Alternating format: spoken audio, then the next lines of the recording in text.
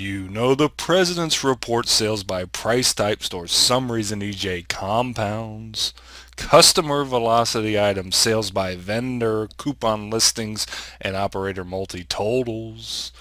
But do you recall the most famous report of all? Rudolph the red-nosed reindeer had a very shiny nose. Hey guys, although this week's tip doesn't have Gene Autry's wonderful voice or Rudolph the Red-Nosed Reindeer, it does have the #1 unsung reporting tool within SMS. So because this not-so-naughty elf has a little shopping left to do, let's get to it. The #1 unsung reporting tool within SMS, Cube Reporting. Now you may have heard about the lore or maybe even read a little about the mystery, but we're going to take this baby for a test drive and show you what it can do. As you can see, I'm in the main report window. I got there by clicking the reports button on the main toolbar. To get into the cubes, click the drop down button on financial, then simply select cubes. Now for today's tip, we're really going to focus on 3 main areas: financials, comparatives, and then margin analysis. We'll start off with an example of the financial piece. Simply click on the financial for a week button, opens up a new window. I'm going to center it up to make it a little bit easier, and I've got to go back a couple weeks here so we have some data in my demo. Now let's take a look at what we have here. So at first glance, you can see we've got daily sales for the week that we just ran. You can also see that we have daily sales for the period of last week with some comparative information here. The same sales information by day for the same period last month, and the same sales information by day for the same period last year, again with some comparative information to let you know how you're doing.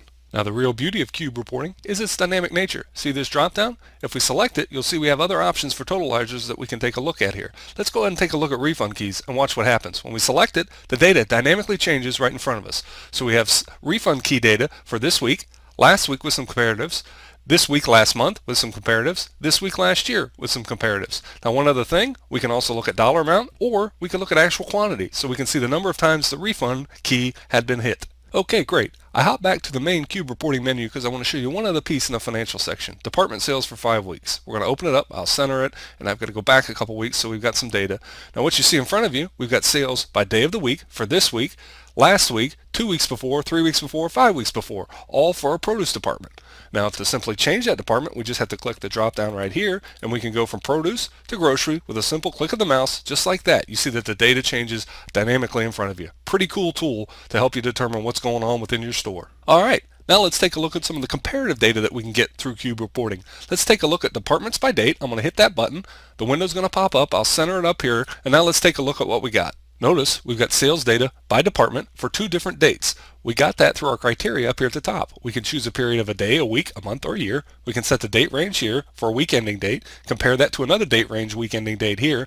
We're looking at net sales, and voila, that's what we got. Now we've already learned that the really cool thing about Cube Reporting is its dynamic nature. Right now we're viewing this report by department in descending order of sales. Let's say though we wanted to take a look at it in terms of rank. All we have to do is click this header bar at the top one time, and you can see that it sorts it from highest to lowest, or if we want to do the other way around, simply click it again and it's going to go from rank 1 all the way down to rank 12 right in front of your eyes. The other really cool thing we can do at this point is we can drill down into further detail. We can take a look at our grocery department in more detail by simply clicking that button, and now we can see we've got sales by each day of the week compared to each day of last week, just like we did before, and we've got some comparison data so we can see what's really going on. If we go back, we can do the same thing in the same report down to our sub-department menu, which is really pretty darn cool stuff. Opens a new window, I'll center it up so we can get a little bit better look at it, and let's take a look at what this gives us. So with a simple click of a button, now we're looking at sub-departments within that department, sales data for this week compared to sales data of last week with some other comparison and ranking information here. We can also do the same just like we did before, click on the detail button, and that will give us a look at what's actually going on by the individual day of those weeks. If we go back one more time, we can drill down again to the item level within that sub-department. You see that here opening up as I center that window. So with a couple clicks, you can see we went from department sales to sub-department sales all the way down to the item level sales. Now you can see my data is kind of goofy here, but you'll get the idea. If we wanted to take this even further, we could go into further detail on this particular item. We can see when it's sold on what day of the week, and if we wanted to go even one step further, we could click on the EJ button here. That would take us to the electronic journal query tool and to the transaction as it actually happened. Now we're back at the main menu of Cube Reporting, and we want to take a look at the last thing, some of the margin comparisons that we have available. We're going to look at 2 different styles. The first one we're going to start with is the department margin by date. We're going to open that up, center it a little bit, and let's take a look at what we have here. This cube looks very similar to the financial we looked at earlier. Notice we have over on the left-hand side all our departments.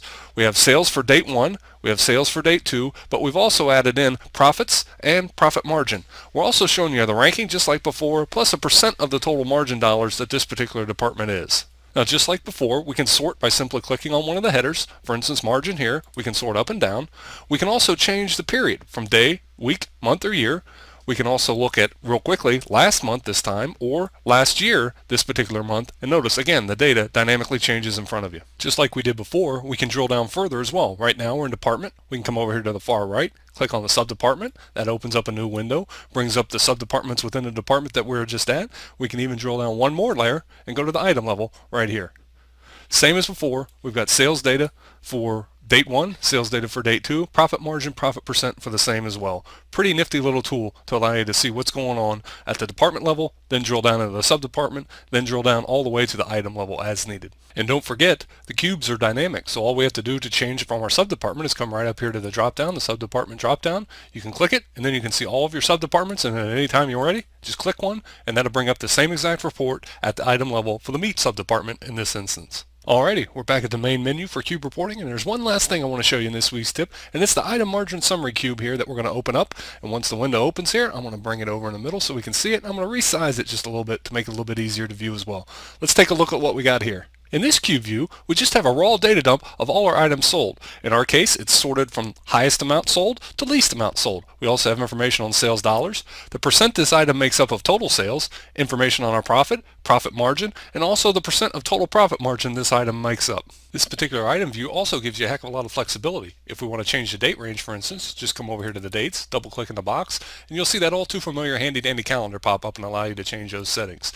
If you want to look at any particular subdepartment, just click on the subdepartment drop-down menu and you can pick any one that you like. You also have the option of viewing your items in units sold or case quantity sold. Either way, your choice. Right now, we're looking at our top 100 sellers. Let's go ahead and change this thing to say our old top 10 or so, and let's watch what happens. Not only does the report update dynamically, but it also gives you some interesting statistics down here at the bottom that these top 10 items make up within your store. Now, there are a heck of a lot of other really cool things that you can do with cube reporting, but I think we'll save those for another tip. Hopefully this brief introduction to the cubes will give you enough details so that you can go mess around with the data within your own store. Good thing is, you really can't hurt anything, but you might learn something. Well, that's it for this week's tip. Until next time, have a great day and a wonderful holiday season.